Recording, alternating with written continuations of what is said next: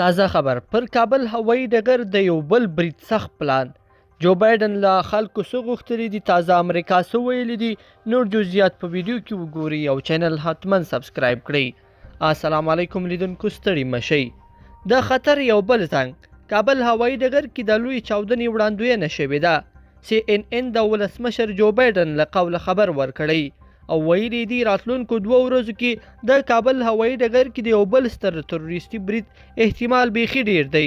تمه د راتلونکو 2 ورځو کې چې د روانې اګست 11 کېږي امریکا په افغانستان کې خپل پوځي ماموریت هم پای ته ورسوي بلخوا د افغانستان د پوځ پخوانی لوی درستیز جنرال یاسین وایي چې د افغانستان پوځ د یوې سیاسي دسیسې په پایله کې چې محمد اشرف غني او امنیتي ټیم یې په سر کې وو دړې وړې شو یاسین BBC سره په خپلو خبرو کې دا هم ویلي دي چې د طالبانو پر وړاندې پنځشیر کې د دوی د مقاومت جبهه ورځ تر بلې پراخه او غښتلې کیږي بلخوا د رسنیو د معلوماتو پر بنسټ کابل هوايي ډګر کې د وروستي چاودنو د مړو شمیر 180 تنو ته ورسېده او د ټپیانو شمیر 200 تنو ته بیا رسېدلی دی